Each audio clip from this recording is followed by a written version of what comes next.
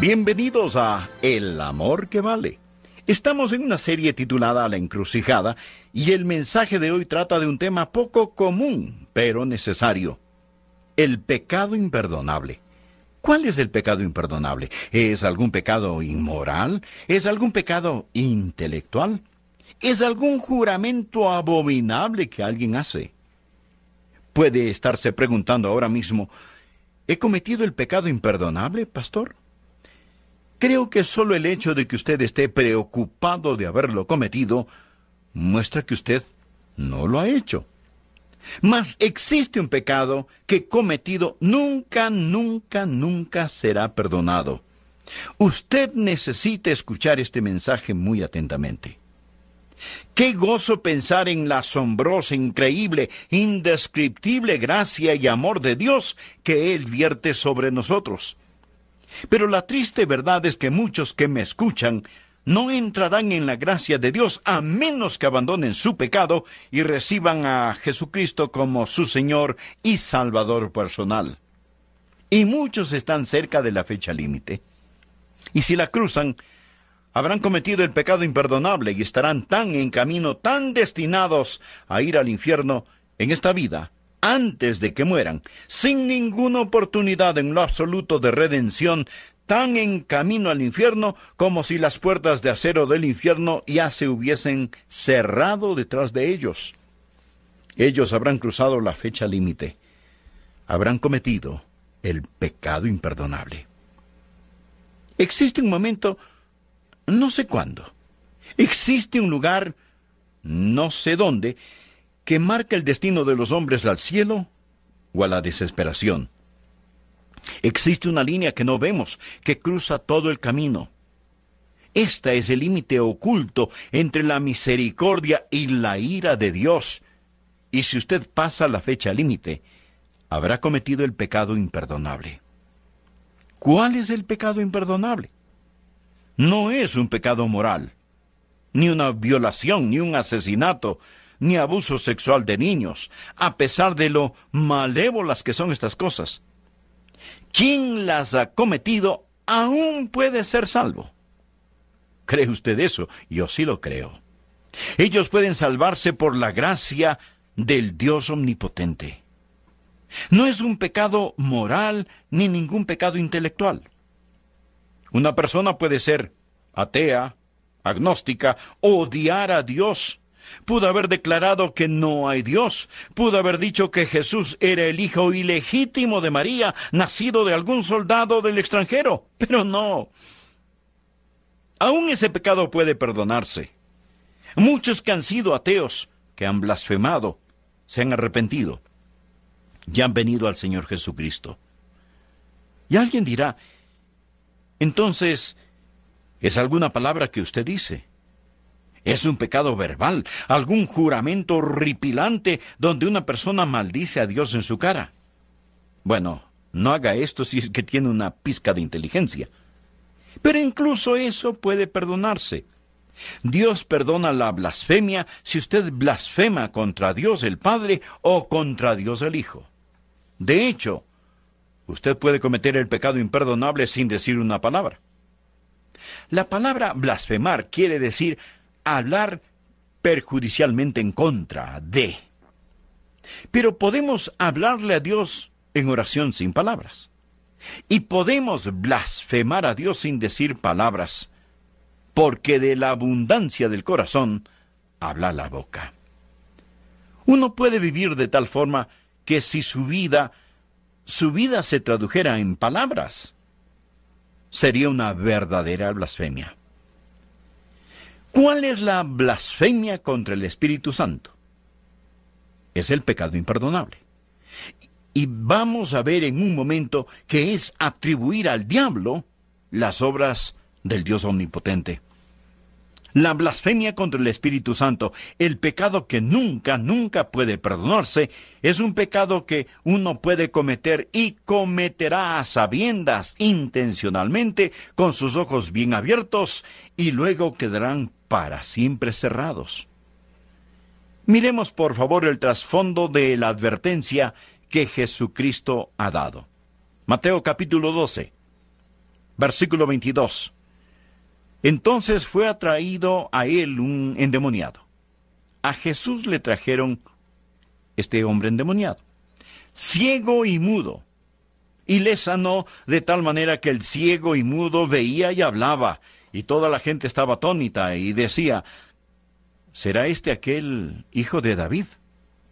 Mas los fariseos, al oírlo, decían, este no echa fuera los demonios, sino por Belcebú, príncipe de los demonios.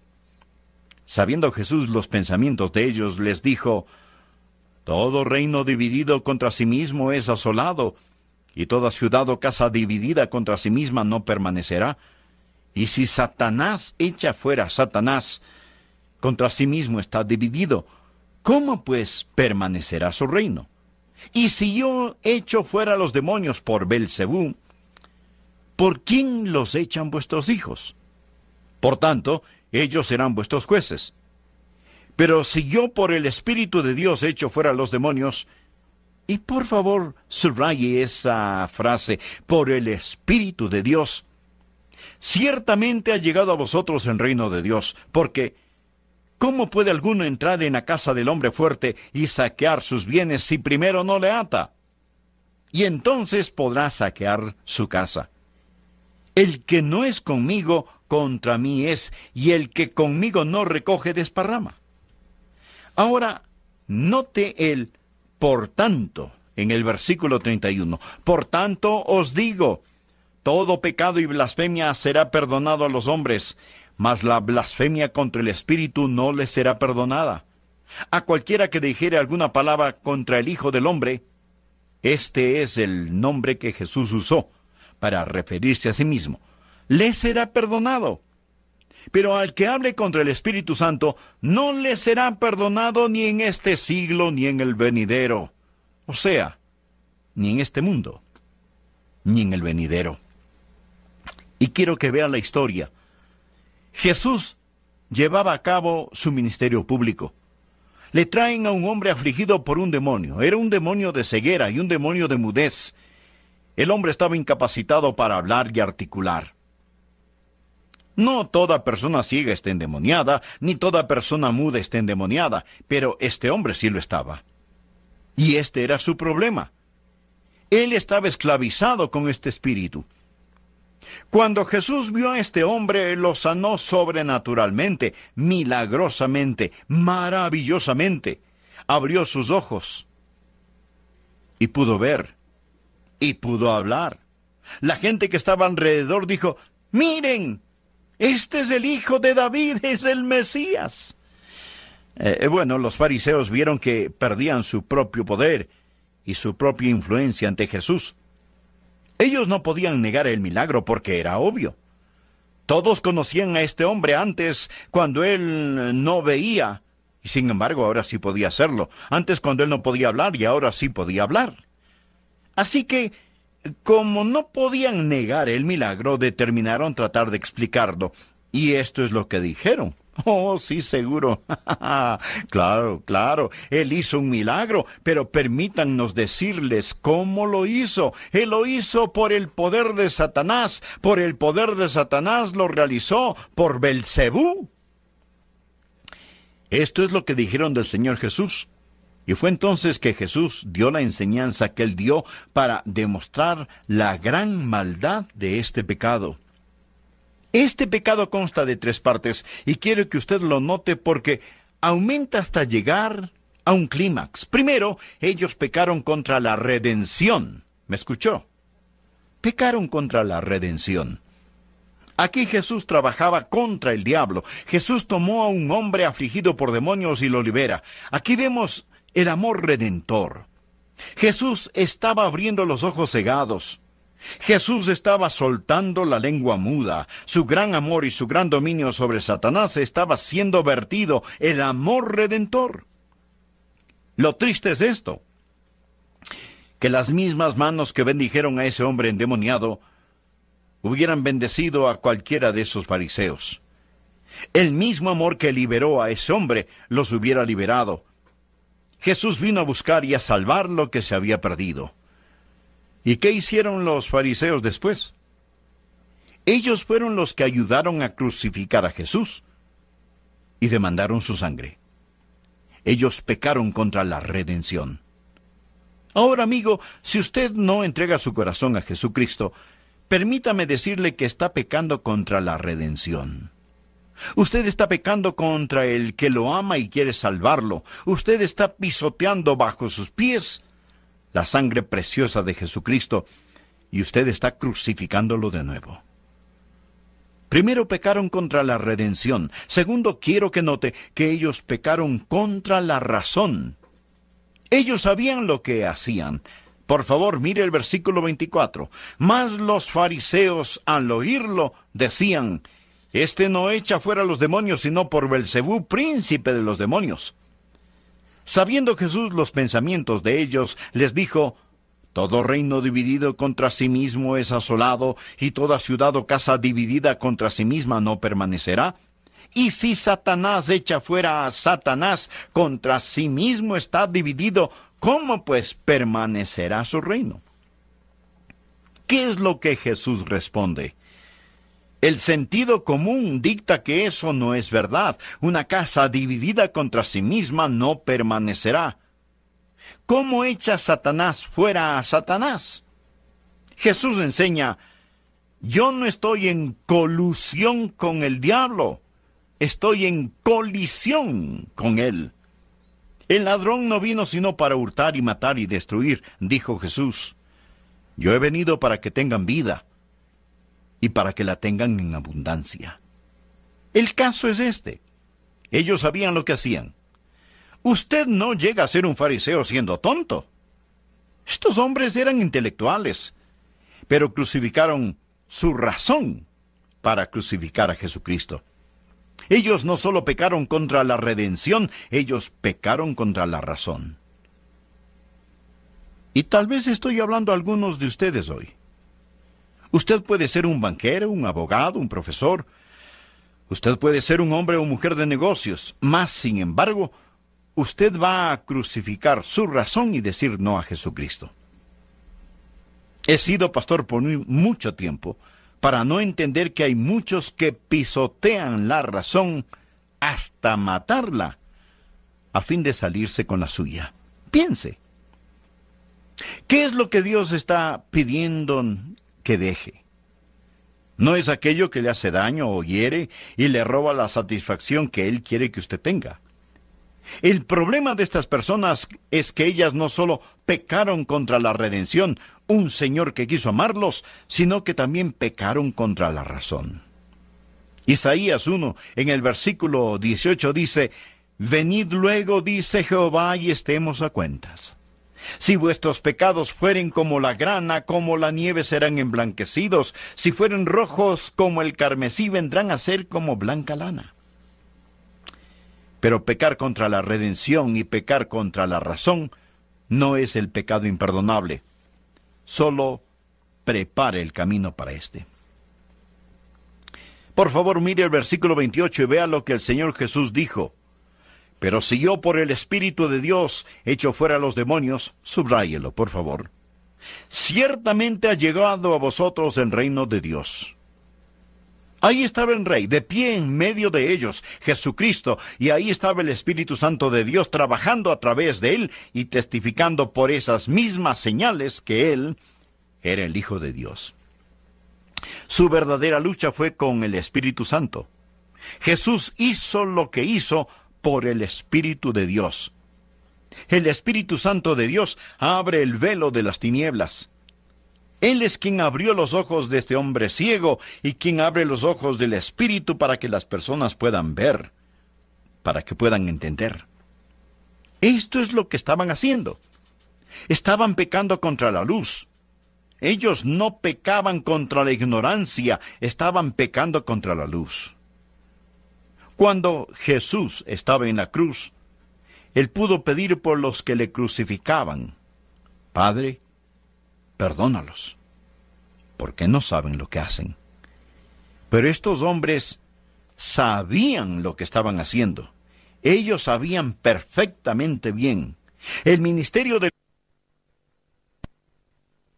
Dios es ayudarnos a entender Y cuando los hombres y mujeres comparezcan ante Dios para ser juzgados, no van a ser juzgados principalmente por el pecado que cometieron, sino por la luz que rechazaron.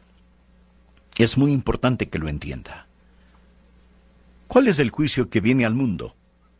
Juan 3, versículo 19 dice, y esta es la condenación, que la luz vino al mundo, y los hombres amaron más las tinieblas que la luz, porque sus obras eran malas. ¿Cuál es el pecado imperdonable? Es el pecado contra la luz.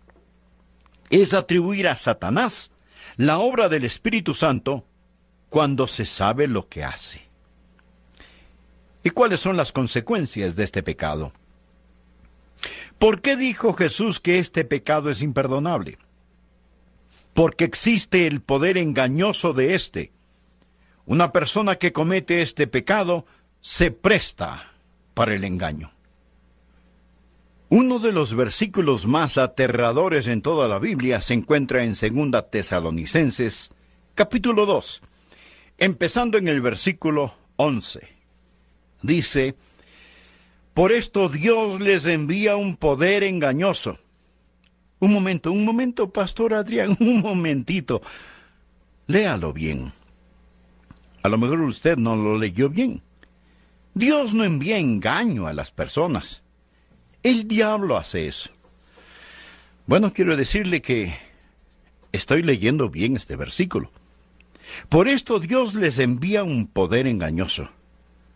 Bueno, ¿y por qué haría Dios eso? Para que crean una mentira. Espere. Esto se está poniendo mucho peor. ¿Dios primero está enviando un engaño para que la gente luego crea una mentira? Bueno, eso es lo que dice. Pero, ¿por qué Dios envía un engaño para que crean luego una mentira? Continuemos leyendo.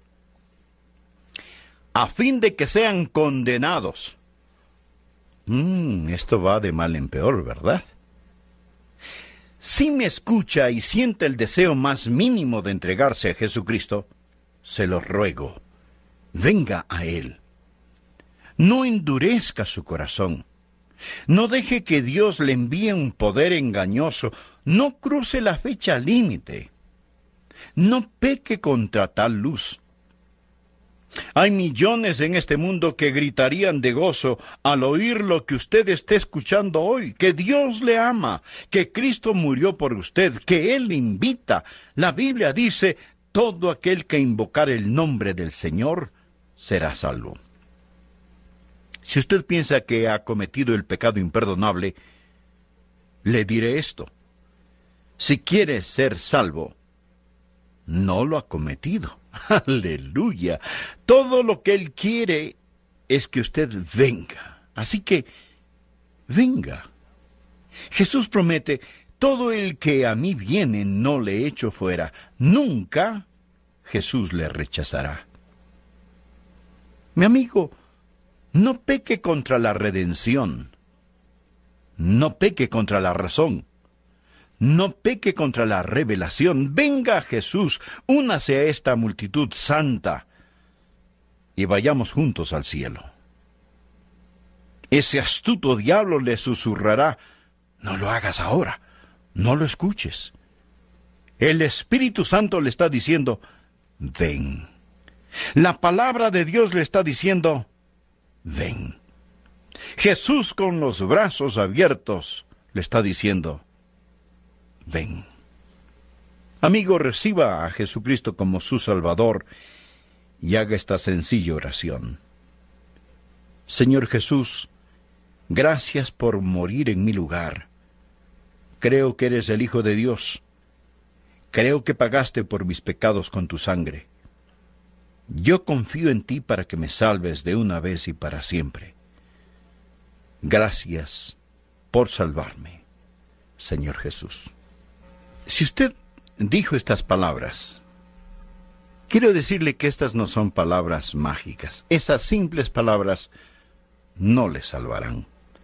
Pero si las dijo de corazón, con todo su ser, con fe, creyendo en la realidad del Señor Jesucristo, el Señor Jesucristo le dará a usted en regalo de la vida eterna.